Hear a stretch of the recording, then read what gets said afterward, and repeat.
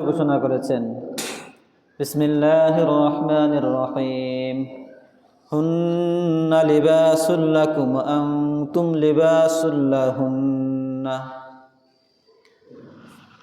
আল্লাহ পাক বলতেছেন যে মহিলারা হচ্ছে পুরুষের পোশাক এবং পুরুষরা হচ্ছে মহিলাদের পোশাক।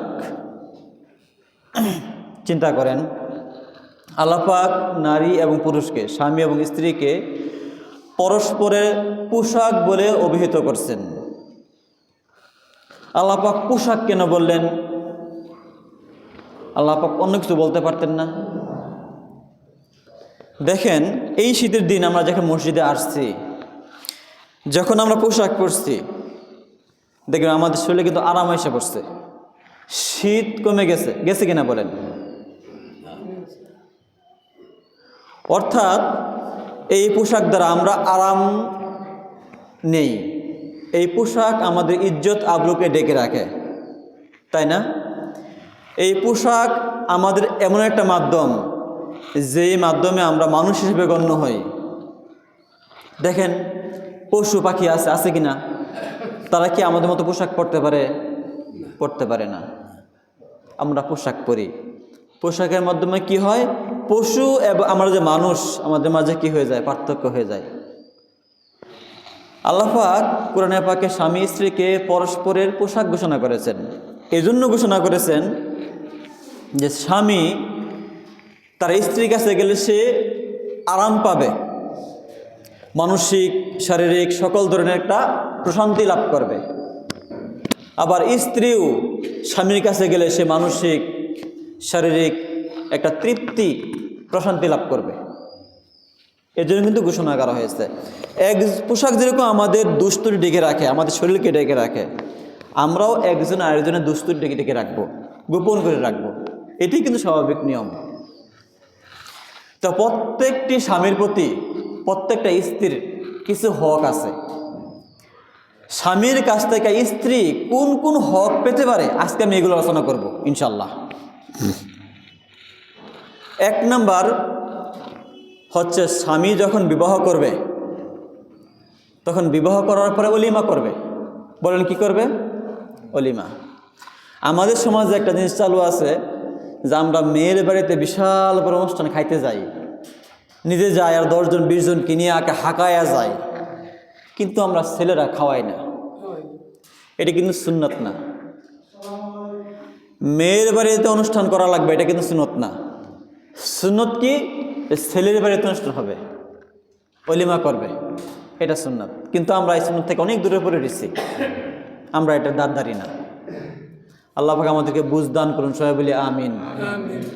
হাজিরিন, আল্লাহ রাসূল এক সাহাবীকে বলতেছেন, আল্লাহ রাসূলের সামনে সাহাবী আসছেন, আসার পরে দেখেছি সাহাবীর শরীরে হলুদের দাগ, কেন গায়ে হলুদের দাগ। তখন বলতেছে, কি ব্যাপার, তোমার শরীরে গায়ে হলুদ কেন?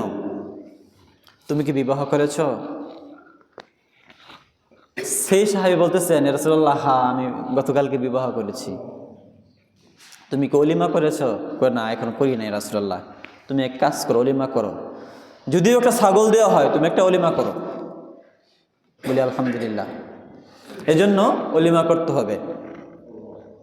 হাদিসে আসছে, আল্লাহ রাসূল সাল্লাল্লাহু আলাইহি ওয়াসাল্লাম যখন বিবি সাফিয়াকে বিবাহ করেন, তখন কিছু খুরমা এবং ছাতু দিয়া অলিমা করেছেন। এমন না কিন্তু যে মহিষ জবাই করছেন কয়েকটা, উট জবাই করছেন কয়েকটা, এমনটা কিন্তু না। কিছু খুরমা এবং কিছু ছাতু দিয়ে দিয়ে সবাইকে খাইছে যারা ছিল সেখানে। এটা করতে হয়। আমরা ইনশাল্লাহ করবো না ইনশাল্লাহ? আমরা যারা বাবা আছি, ইনশাল্লাহ আমাদের ছেলেদের যখন বিবাহ হবে আমাদের বাড়িতে অনুষ্ঠান করবো ইনশাল্লাহ। পারবো না ইনশাল্লাহ? আমরা চেঞ্জ নিয়ে আসবো সমাজে ইনশাল্লাহ। এটা আমাদের দায়িত্ব। হাজিরিন, বিবাহের সুন্নত হচ্ছে বিবাহটাই ঘোষণা করতে হয়। হাদিসে তোমার বিবাহকে ঘোষণা দিয়ে দাও সমাজে যে অমুকের সাথে অমুকের বিবাহ, এবং এই বিবাহটা করতে হয় সাধারণত সুন্নত মসজিদে করা, ঘরের ভিতরে না, সবার ভিতরে, সবাই জানলো। এবং শেষে যে খেজুর থাকে, খুরমা থাকে, কিছু বিলাই দিলেন, মানুষ খাইলো। এবং একটু আনন্দ করা। হাদিসে আসছে যে আনন্দ, সেটা হচ্ছে দফ। আমরা ডুলুক বাজাই না বর্তমানে, ডুলুক দেখবেন, ডুলুকের কিন্তু এই পাশ দুনো পাশ কিন্তু বন্ধ থাকে, দুনো পাশ কি থাকে, আটকানো থাকে। দফ হচ্ছে এটা এক পাশে আটকানো থাকবে। আপনি ইউটিউবে সার্চ দিলে দেখবেন যে সৌদিয়ানরা, এরাবিয়ান কান্ট্রিতে তারা দফ বাজায়, আমাদের কুলার মতো থাকে, এক পাশ লাগানো থাকে, ওই পাশে তা বাড়িয়ে দেবে হবে, শব্দ হয়, অর্থাৎ দুই পাশে আটকানো না। এটা সুন্নাত, এটা জায়েজ আছে। তা আমরা যে ডুলুক বাজাই এটা সম্পূর্ণ হারাম। তো আনন্দ করা জায়েজ আছে, সেটা করতে হবে শরীয়তের ভিতরে থাইকা। আমরা কি করি সমাজে, বিবাহ করি, গায়ে হলুদ অনুষ্ঠানে বাবি যায় হলুদ লাগায়, চাষি যায় হলুদ লাগায়, তারপরে আশেপাশের মহিলা যায় হলুদ লাগায়, এটা সম্পূর্ণ হারাম। হারাম বলতে 100% হারাম। এটা জায়েজের কোনো সিস্টেম নাই এখানে, এটা আমরা করবো না ইনশাল্লাহ। এই যে গায়ে হলুদের নামে আমরা যে বেহায়াপনা করি, ব্যাপর দিকে নিয়ে আসি আমরা সমাজে, এবং 2-3 দিন আগে থেকে আমরা কি করি, গান বাজনা বাজাই, আশেপাশে মানুষ ঘুমাইতে পারে না। বিশ্বাস করেন এই বিবাহতে কোনো শান্তি নাই।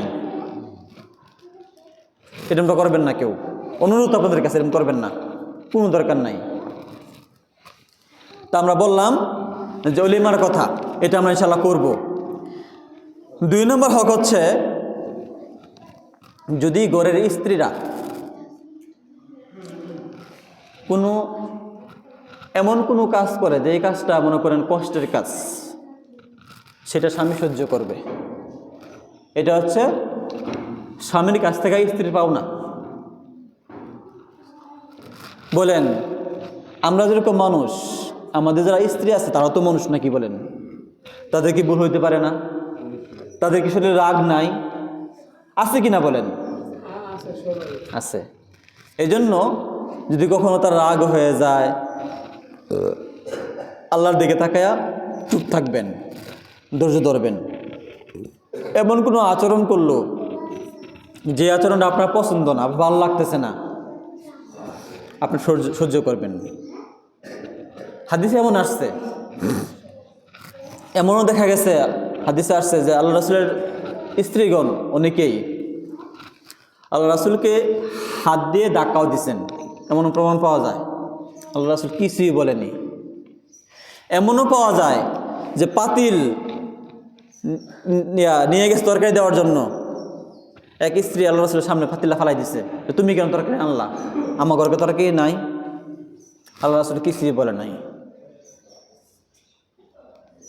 এজন্য কোনো কষ্টে কিছু পালে সহ্য করবেন। সহ্য করলে কি লাভ? হাদিসে আসছে, যদি কোনো পুরুষ তার স্ত্রীর কষ্টকর বিষয়গুলো সহ্য করে নেয়, ধৈর্য ধারণ করে, তাহলে আল্লাহ পাক ওই পুরুষকে হযরত আইয়ুব আলাইহিস সালামের যে কষ্ট হয়েছিল, উনি ধৈর্য ধারণ করছিলেন, সেই ধৈর্য সব তাকে দান করবেন। সুবহানাল্লাহ।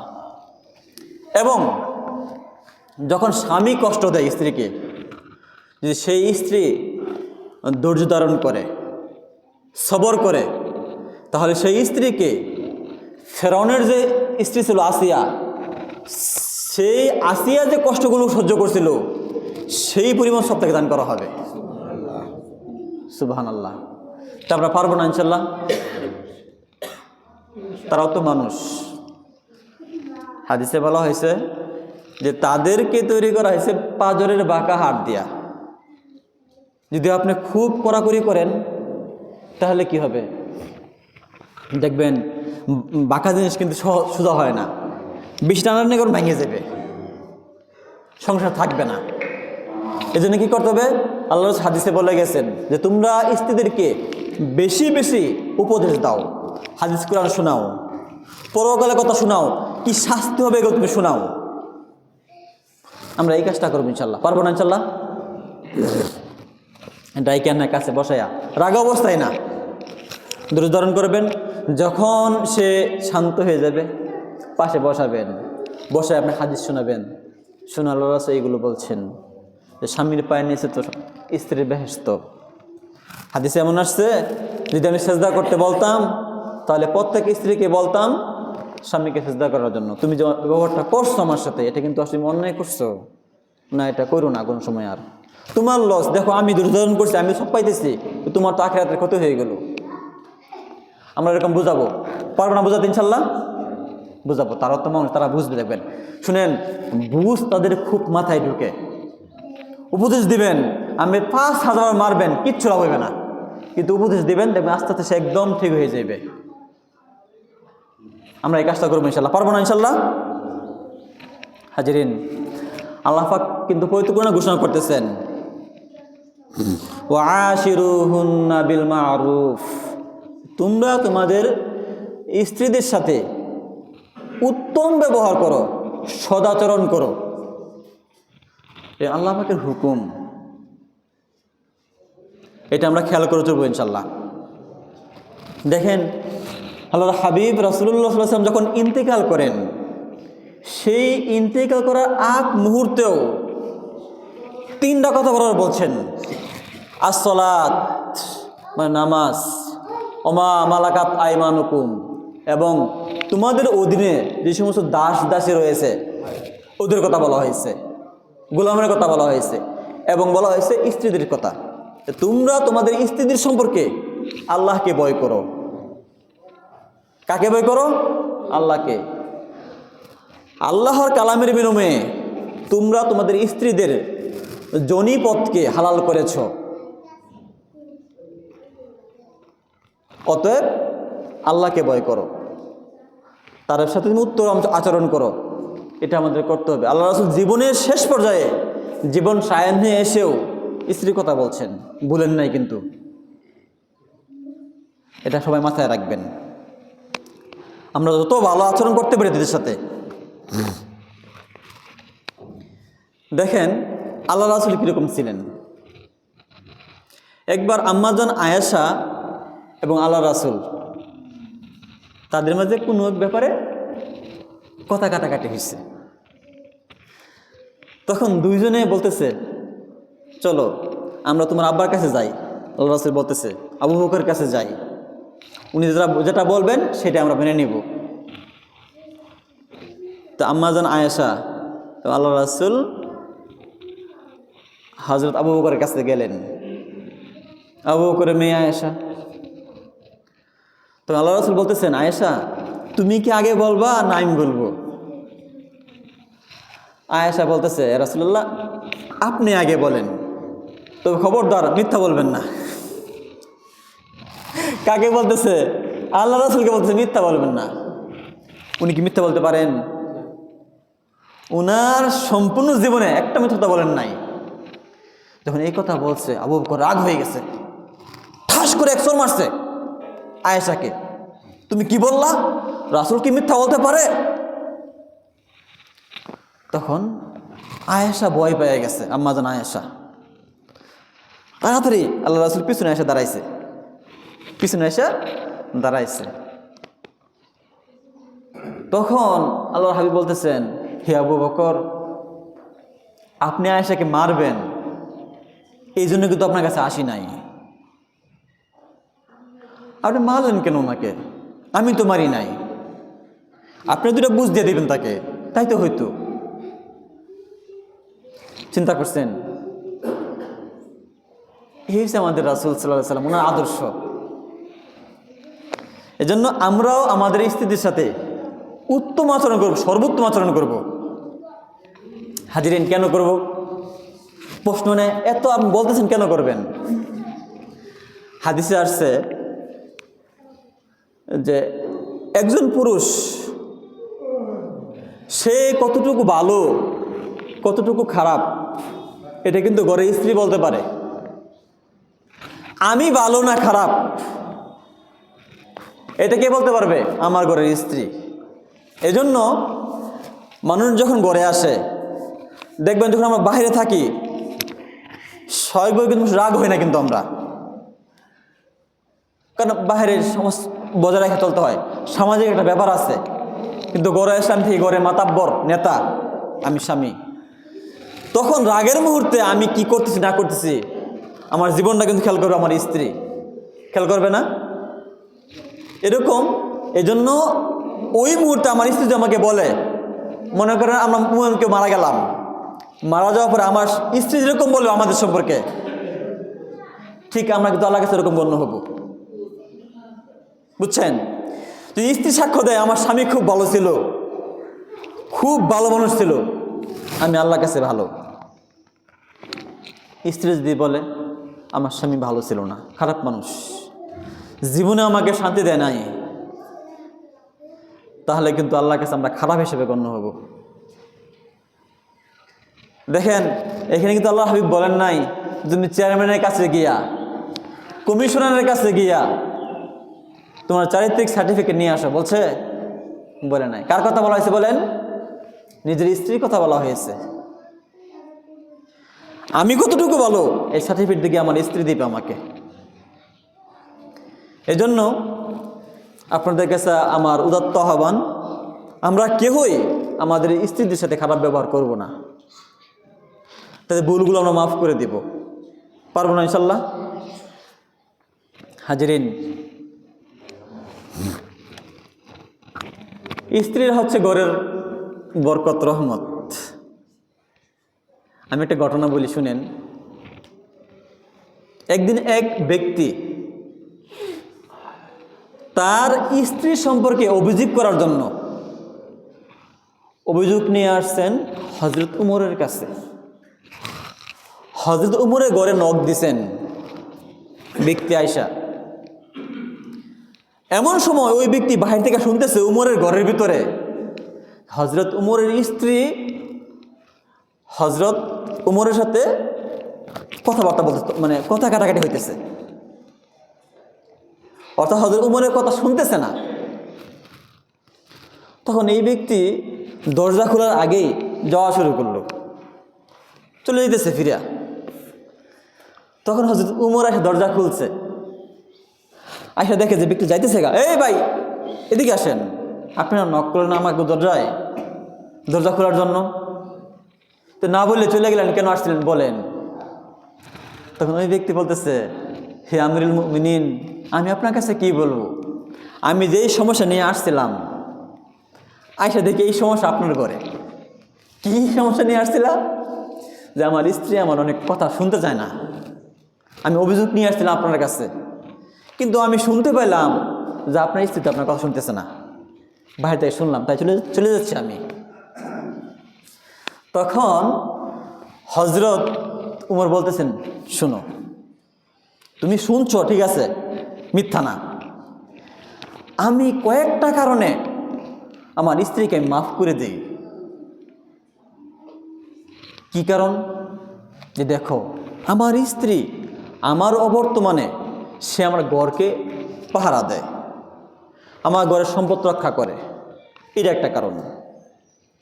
তারপরে আমার স্ত্রী আমার ছেলেমেয়ে লালন পালন করে, এই একটা কারণ। তারপরে আমার স্ত্রী আমার কাপড় চোপড় ধুয়ে দেয়, আমার দুপা হিসেবে কাজ করে, এই একটা কারণ। তারপরে আমার স্ত্রী, তার সাথে আমি সহবাস করি, সহবাস করার কারণে কি হয়, আমার জৈবিক চাহিদা আমার পূরণ হয়ে যায়, আমার হারাম পথে যাওয়া লাগে না, হালাল পন্থায় আমার চাহিদা পূরণ হইতেছে, আমি এই জন্য তাকে মাফ করে দিই। এরকম বেশ কয়েকটা কারণ বলছেন। তখন এই ব্যক্তি বলতেছে, এগুলো তো আমারও স্ত্রী আমার সাথে করে, এগুলো ঠিক আছে, আজ থেকে আমি আমার স্ত্রীকে মাফ করে দিব। বলি সুবহানাল্লাহ। তাহলে কি আমরা কি স্ত্রীদেরকে মাফ করতে পারবো না ইনশাল্লাহ? তারা তো আমাদের ঘরে কাজের মতো, জানেন, কলা গাছের মতো। কলা গাছের ভেলা আমরা কাটি, কলা গাছ কেটে ভেলা বানাই না, আমরা বোরকা বানাই, ভেলা বানাই। ঠিক তারা কিন্তু এরকম, একজন বাবা পালার পরে আমাদের ঘরে আইসা পড়ে, নিজের বাপকে সারিয়ে এসে পড়ে, মাকে সারিয়ে আইসা পড়ে।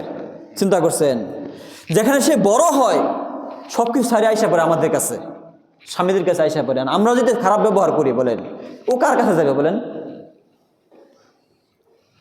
তাহলে বলেন আমরা কি আমাদের স্ত্রীদেরকে মারবো?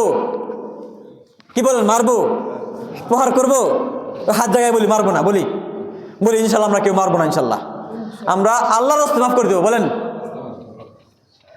আল্লাহ আমাদেরকে তৌফিক দান করুন, আমিন। হাজিরিন, তারপরে 3 নম্বর হচ্ছে যে স্ত্রীদের সাথে আনন্দ করা, হাসি তামাশা করা সুন্নাত। আমরা যখন ঘরে যাই, দেখেন আমরা যখন বাইরে থাকি কত মানুষের সাথে মিশি, আমরা মিশি না? কত ব্যক্তির সাথে মিশি, কত কিছু দেখি, কত কথাবার্তা বলি, আমাদের সময়টা চলে যায়। কিন্তু আমাদের যারা স্ত্রী আছে তারা কিন্তু ঘরেই থাকে, সারা জীবন ঘরেই থাকে না? আবদ্ধ জায়গায় থাকে। সন্তান দেখাশোনা করতে হয়, রান্না বান্না করতে হয়, কত কাজ করতে হয়।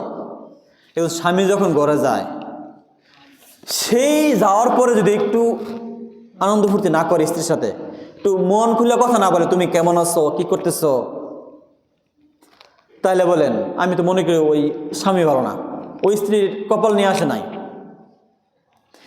যখন ঘরে যাবেন, ঘরে যে তাদের সাথে সুন্দর কথাবার্তা বলবেন, কেমন আছেন জিজ্ঞাসা করবেন, কি খাইছো জিজ্ঞাসা করবেন, কি করলো না করলো জিজ্ঞাসা করবেন। এটা সুন্নাত, রাসূলের সুন্নাত। হাদিসে আসছে যে সাধারণত এশার নামাজের পরে, মানে জরুরি কোনো কথাবার্তা ছাড়া এমনি কথা বলা নিষেধ, মাকরুহ।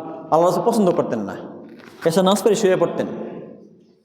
কিন্তু একমাত্র স্ত্রীদের সাথে মানে একটু খুশ গল্প করবেন, তাকে একটু হাসাইবেন, ভালো কথা বললা, এটা জায়েজ আছে।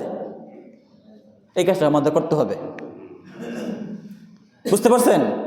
তাদের খুশি করার জন্য আমাদের কিছু কাজ করা দরকার। আমাদের যে অবস্থা বর্তমানে দেখেন আমরা কি করি, আল্লাহ আমাদেরকে মাফ করুন। আমরা সারাদিন কাজ করে যাই, যখন ঘরে ঢুকি ফেসবুক চালাই, ইউটিউব চালাই, কল দিয়ে দরজা খুলে আবার যাই ফেসবুক চালাইতেছি, ইউটিউব দেখতেছি, আবার শোয়া পর্যন্ত আমরা ইউটিউব চালাই, ফেসবুক চালাই, কথাই বলি স্ত্রীর সাথে। সে কেমন আছে জিজ্ঞাসা করার সুযোগ আমরা পাই না। না ভাই, এটা তো আচরণ হতে পারে না। যতক্ষণ আপনি ঘরে থাকবেন, আমরা ঘরে থাকবো, এই সময়টা স্ত্রীর জন্য দিয়ে দিব, আমরা পারবো না ইনশাল্লাহ। কিন্তু আমরা যেটা করি না, আমরা করি উল্টাটা। না, এই কাজটা করা যাবে না। হাজিরিন, রাসূলুল্লাহ সাল্লাল্লাহু আলাইহি ওয়াসাল্লাম দেখেন কেমন ছিলেন, সুবহানাল্লাহ। একবার আল্লাহ রাসূলের ঘরের একটু কাছেই হাবশার লোকজন আসছে। তারা আশুরার দিনে, মুহররমের আশুরার দিনে 10 তারিখ তারা খেলাধুলা করে, খেলে।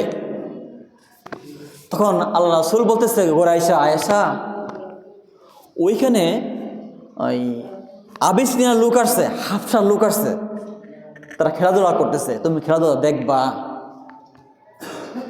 আয়েশা বলতেছে, রাসূলুল্লাহ, হ্যাঁ আমি খেলাধুলা দেখবো, আমার মন চাইতেছে। ঠিক আছে, আমি ডাকে নিয়ে আসি।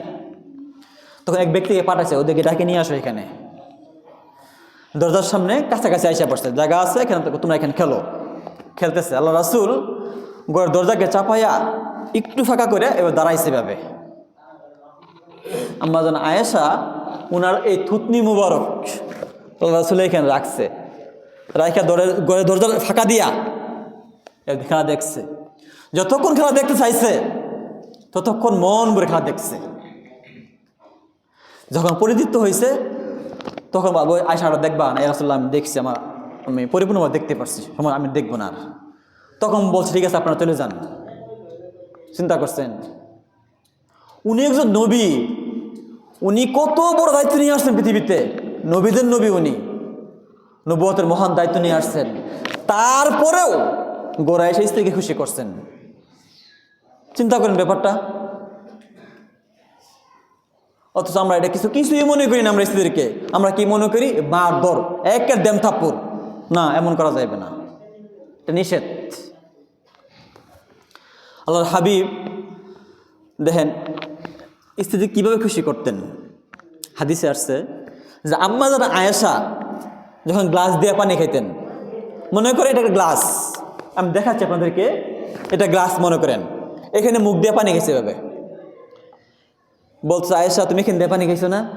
ইয়া রাসূলুল্লাহ এখানে পানি খেয়েছে, আমি এখান থেকে পানি খাইবো। আল্লাহ রাসূল সেইখানে মুখ রেখে পানি খাইতেন, ঠোঁট রেখে পানি খাইতেন। সুবহানাল্লাহ। চিন্তা করছেন, অনেক সময় এমন হইতো যে আল্লাহ মা আয়েশা একটা হাড় খাইছেন, মুরগি হোক, উট হোক বা গরু হোক, হাড়টা খায়া রেখে দিয়েছেন। আল্লাহ রাসূল সেই হাড়টাকে তুলে আবার খাইছেন। আয়েশা, দেখো তোমার হাড় আমি খাইতেছি।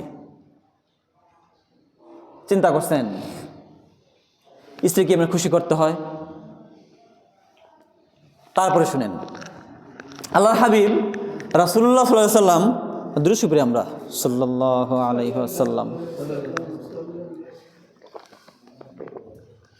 রাসূলুল্লাহ সাল্লাল্লাহু আলাইহি ওয়াসাল্লাম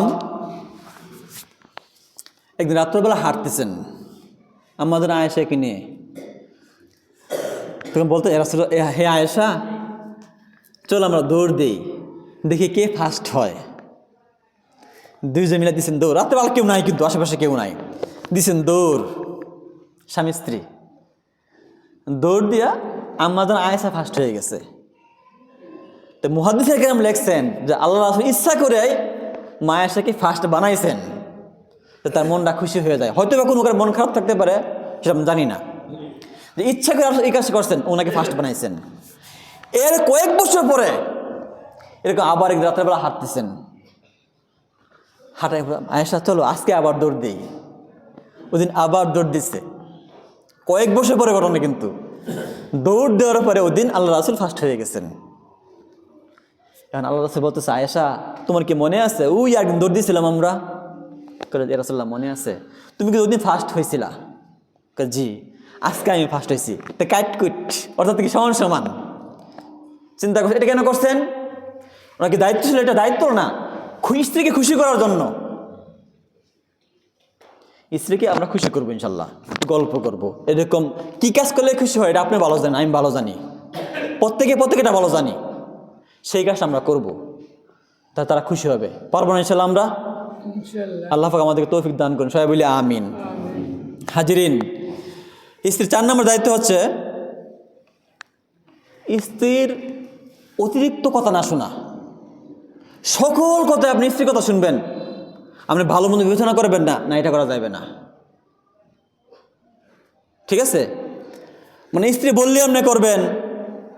বলতেছে এখন আমার ঘরে একটা টিভি দরকার, কেন কি করবা? যে আমি স্টার জলসা দেখবো, আমি জি বাংলা দেখবো, আপনি এনে দিলেন না, এই কাজ করা যাবে না। এটা হাদিসে নিষেধ করা হয়েছে। হাদিসে আসছে লা তাআতা লি মাখলুকিন ফি মাসিয়াতিল খালিক। স্রষ্টা পাকের বিরুদ্ধে কোনো কাজ করিয়া, এমন কাজ করতেছি আমরা যে আল্লাহ পাক খুশি হইতেছে না, কিন্তু করতেছি কেন? মানুষকে খুশি করার জন্য। এই কাজ করা যাবে না। যেই কাজগুলো শরীয়তের ভিতরে আছে, জায়েজ, করলে পাপ নাই, ওইগুলো শুনতে পারেন, শুনবেন, সমস্যা নাই, কিন্তু এর বাইরে শোনা যাবে না। খেয়াল করছেন? এটা মানুষের খেয়াল করবো আমরা সবাই।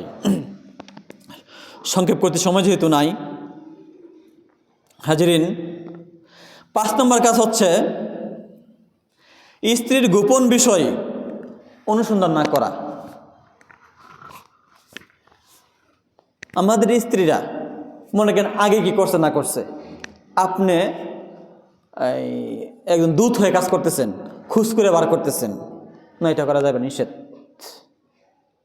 আপনি বিয়ের আগে খুঁজেন, সমস্যা নাই, আমি দুষ খুঁজুন, বিয়ের আগে খুঁজলেন, বিয়া করছেন এখন খুঁজবেন, আপনি দুষ খুঁজবেন, তার কোনো জায়গায় ঝামেলা খুঁজ করবেন, বার করবেন না, এটা নিষেধ করে হাদিসে, এটা কাজ করা যাবে না। আমরা এটা ইনশাআল্লাহ এরকম করবো না, করবো না, আমরা এরকম করবো না, এটা হাদিস নিষেধ করা হয়েছে। হাজিরিন, হাদিসে এমন আসছে যে আল্লাহর হাবিব সাল্লাল্লাহু আলাইহি ওয়াসাল্লাম সফর করে আসছেন দূর থেকে।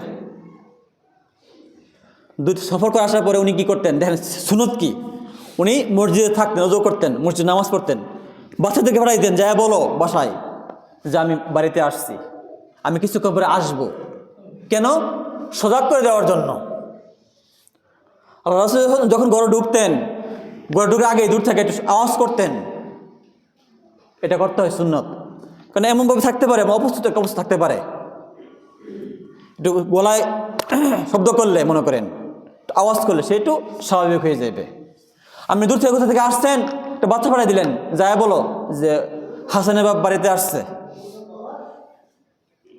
এটা নিয়ম। শব্দ নাই, কথা নাই, ফুট করে আমি ঘরে ঢুকে পড়বেন, এটা কিন্তু নিয়ম না। খেয়াল করছেন? এই কাজটা সবাই করবেন। আলহামদুলিল্লাহ আমি আমার আব্বারা এখনও দেখি ঘরে ঢুকলে আওয়াজ করে, গলার আওয়াজ করে, আগে থেকে আওয়াজ করে। এটা কিন্তু উচিত আমাদের করা। এটা আল্লাহ আমাদেরকে তৌফিক দান করুন, সবাই বলি আমিন। হাজিরিন, স্ত্রীর দোষ তালাশ করা যাবে, এখানে অনেকগুলো হাদিস আছে, এটা এখানে বলতেছি না, সময় পাবো না। প্রত্যেকটা ব্যক্তিকে দেখবেন কিছু ব্যক্তিত্ব থাকে, কিন্তু ব্যক্তিত্ব থাকে না? স্ত্রী কিন্তু ব্যক্তিত্ব আছে না? বলেন, তার ব্যক্তিত্ব যখন ঠিক থাকে সেই কাজটা আমাদের করতে হবে, তার ব্যক্তিত্বকে আঘাত করা যাবে না। আচ্ছা হাজিরিন, এবং আরেকটা হক হচ্ছে স্ত্রীদের প্রয়োজনীয় ব্যয় বহন করতে হবে। আমি বিবাহ করলাম, বিবাহ করার পরে একজন স্ত্রীর সকল দায়িত্ব কিন্তু স্বামীর। একটু সময় নিতে শেষ করে দেব তো আমি। সকল দায়িত্ব কারা বলেন? স্বামীর। স্বামীর এটা করতে হবে। এখন বাপের বাড়ি থেকে আনা যাবে বলেন? আনা যাবে না। আমরা অবশ্যই এমন বাপ লই স্বামীর আব্বা আম্মারা, তো বাড়িতে স্ত্রী বাড়ি থেকে আনতে বাধ্য হয় না, এই কাজ করা যাবে না, এটা নিষেধ, এটা পাপ, সরাসরি পাপ। হাদিসে আসছে দেখেন যে এক ব্যক্তি মনে করেন 1 দিরহাম খরচ করছে মিসকিনকে দেওয়ার জন্য, গরিবকে দেওয়ার জন্য দান করলো 1 দিরহাম।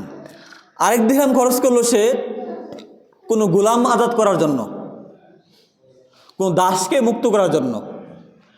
আরেক দিরহাম খরচ করলো সে জিহাদের জন্য। আরেক দিরহাম খরচ করলো সে নিজের পরিবারের জন্য, স্ত্রীর জন্য। 4টা বলা হয়েছে। এই 4টার মধ্যে উত্তম হলো স্ত্রীর জন্য খরচ করা। বলি সুবহানাল্লাহ। পরিবারের জন্য খরচ করার উত্তম। এটা আমি আগে করতে হবে, এটা আমার দায়িত্ব। আল্লাহ পাক আমাদের তৌফিক দান করুন। হাজিরিন, সংক্ষেপ করতেছি। তারপরে যদি কোনো ব্যক্তির একাধিক স্ত্রী থাকে, মনে করেন 1 2 স্ত্রী আছে বা 3 জন আছে, তখন সকলের মধ্যে সমতা রাখতে হবে। আপনি একটা সাবান কিনছেন, টাকা নাই, তো 1 সাবানকে 3 ভাগ করবেন, 3 ভাগ সমান করে ভাগ করে দিবেন প্রত্যেককে, এটা দায়িত্ব। আপনি কিছু মাছ কিনছেন, সমান ভাগ করে 2 জনকে দিবেন, এটা দায়িত্ব। মনের যে একটা ভালোবাসা মনে করেন, আন্তরিক টান, এটা কিন্তু আপনার আন্ডারে না, অধীনে না, এটা আল্লাহ পাক মাফ করবেন। ভালোবাসা, একজনকে বেশি ভালোবাসা কম ভালোবাসা, এটা কিন্তু নিজের আয়ত্তের ভিতরে না, আল্লাহ পাক এটা মাফ করেন। কিন্তু বাহ্যিক যে বিষয়গুলো আছে, টাকা পয়সা, খরচের ব্যাপার স্যাপার, এগুলো সমান করতে হবে। থাকা মনে করেন 2 জন স্ত্রী আছে আমার ব্যক্তির, তার সাথে 1 রাত, তার সাথে 1 রাত ভাগ করে থাকতে হবে, অর্থাৎ তার সাথে 1 সপ্তাহ, তার সাথে 1 সপ্তাহ ভাগ করে থাকতে হবে। হাদিসে এমন আসছে যে আল্লাহ রাসূল যখন সফরে যাইতেন, কাকে নিবেন? বেশ কজন স্ত্রী আছেন, আল্লাহ রাসূল লটারি দিতেন, যার নাম মতো তাকে নিয়ে যেতেন সফরে। এটা আমাদের করতে হবে। এমন বলা হয় হাদিসে যে কোনো ব্যক্তির 2 জন স্ত্রী আছে মনে করেন, এখন সে একজনকে খালি দেখে, তার জন্য খরচ বেশি করে, অপরজনের জন্য কিছুই করে না বা করলেও কম করে, অর্থাৎ দ্বিচারিতা করে। এই ব্যক্তিকে আমাদের দিন এমনভাবে উঠবে যে তার একটা পাশ অবশ থাকবে, এক পাশ বিকলাঙ্গ হয়ে যাবে, এই অবস্থায় উঠবে। কেন? সেই স্ত্রীকে ভালো দেখছে আর খারাপভাবে দেখছে। চিন্তা করছেন? এটা কিন্তু আমাদের করতে হবে ইনশাল্লাহ, সমতা রক্ষা করতে হবে। আমি শেষ করে দিচ্ছি। তারপরে কথা হইল হাজিরিন, তালাকের যে ব্যাপারটা আছে, হাদিসে বলা হয়েছে আবগাজুল মুবাহাতে আত-তালাক। যতগুলো হালাল কাজ আছেন, এই সব হালাল কাজ সবচেয়ে নিকৃষ্ট যে হালাল, নিচু পর্যায়ের যে হালাল, এটা হচ্ছে তালাক। এটা কখন? যখন মনে করেন আর সংসার টিকতেছে না, একদম মনে করে টিকার মতো আর না, বিভিন্ন সমস্যা, তখন তালাকের দিকে আগাইতে হয়। এটা ভিন্ন কথা, আল্লাহ পাক এ পথ রাখছেন, কিন্তু এটা বলা হয়েছে যে সবচেয়ে নিচু পর্যায়ে যায় সেটা।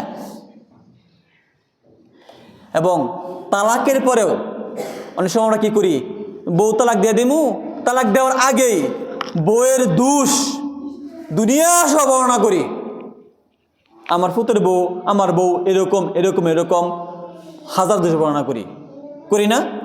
এবং তালাক হয়ে গেছে এরপর বর্ণনা করি আমাকে দোষ। এটা আমাদের স্বভাব। কিন্তু দেখেন, আমি একটা ঘটনার বলতে বুঝতে পারবেন। জনৈক বুজুর্গ ব্যক্তি সালাফ ছিল, একজন বুজুর্গ ব্যক্তি। সে বউ সে তার বলে মনে হইতেছে না তালাক হয়ে যাবে, তালাক দিয়ে দিবে। মানুষ শুনতে পারছে তালাক হয়ে যাবে। এখন জিজ্ঞাসা করতেছে, আচ্ছা আপনি যে বউ তালাক দিয়ে দিবেন, তা আপনার বউর কী কী সমস্যা আছে একটু বলেন শুনি, কেন তালাক দিবেন? ওই ব্যক্তি বলতেছে, এই আমি কি বোকা? যেই ব্যক্তি নিজের বউয়ের কথা মানুষের কাছে বইলা বলায় সে তো বোকা। এই কাজ আমি করবো না, আমি বউর দোষ বলবো না। সে তো আমার এখনো বউ, তালাক দেই নাই, কয়দিন পর তালাক হয়ে গেছে। এখন জিজ্ঞাসা করে, এখন বলেন তালাক হয়ে গেছে, বলে এখন তো সে অন্য মানুষ। আমি যে এখন দোষ বলি, আমার তো সরাসরি গীবত হবে, গীবত আগে হইতে এখন গীবত হবে, আমি কেন তার দোষ বলবো? অর্থাৎ যে বউ ছিল তার কোনো গোপন কিছু কারণ প্রকাশ করা যাবে না। তালাকের আগেও না, তালাকের পরেও না, কোনো অবস্থায় না, মারা গেলেও না, নিজের কাছে রাখবেন। আপনি গোপন করবেন, আল্লাহ পাক আপনার দোষ গোপন করে দেবেন কিয়ামতের ময়দানে। আসলে সময় তো শেষ হয়ে গেছে। তো যা কিছু বললাম, আল্লাহ পাক আমাকে সহ প্রত্যেক মুমিনকেই স্ত্রীর হকগুলো আদায় করার তৌফিক দান করুন। সবাই বলি আমিন। আসসালামু আলাইকুম ওয়া রাহমাতুল্লাহ। হাজিরিন, আমরা